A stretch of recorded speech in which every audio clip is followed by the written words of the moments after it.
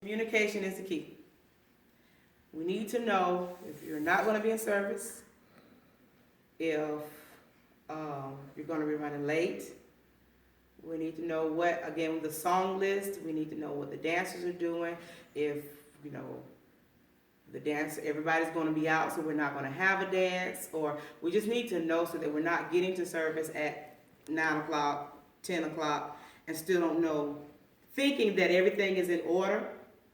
But people knowing that no, everything is not going to be ordered. Sound person, who's going to be here? Who's working the sound? Is that done? So that we can make the adjustments. But if you are over an area, then your message is a little bit different than your workers, because you should be telling me who's going to do what if you're not going to be here. Or if this person is normally the one that does this particular thing, they're not going to be here, but this is someone that I've touched. And sometimes that may mean that we might have to reach outside the ministry sometimes. So if the dancers are not prepared, but they invite a guest dancer in, that's not totally out of the picture. I don't need to wait till Sunday to find out that that's the plan.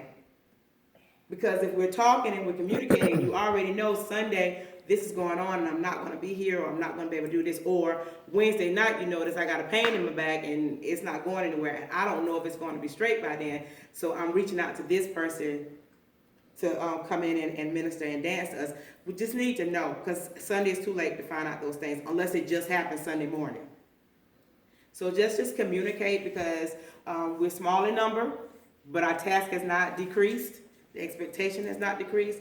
And sometimes we may have to reach out and bring in some helping hands. So if I'm not able to be the musician, but I have a musician friend who's talented and who's willing to come in and do it for free, then yes, we need to know before service, or before that person comes up here, so we can, make sure they understand what the expectations are and they're able to flow with it. And but the fact is, we've got to be concerned. Remember, our job is to intercede for the people.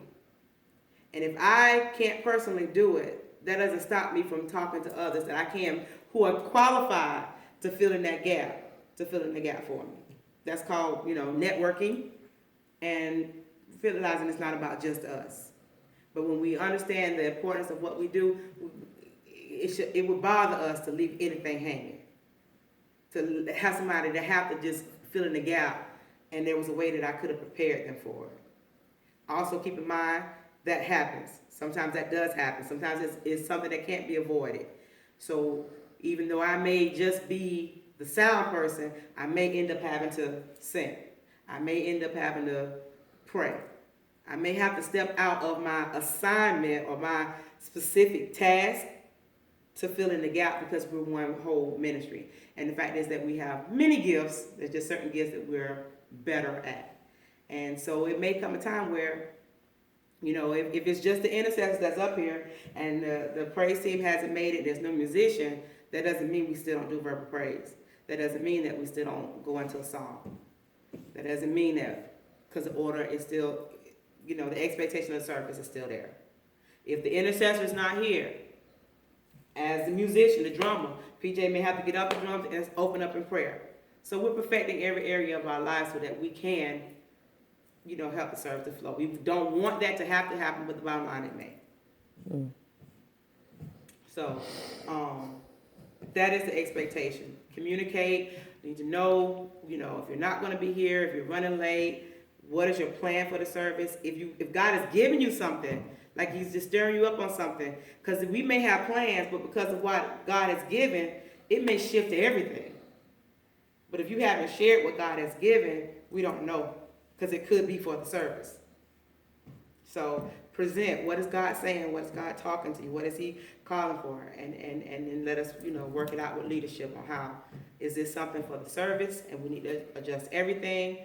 Or is this something we need to be aware of? But we won't know if you're not communicating. We're all ministers.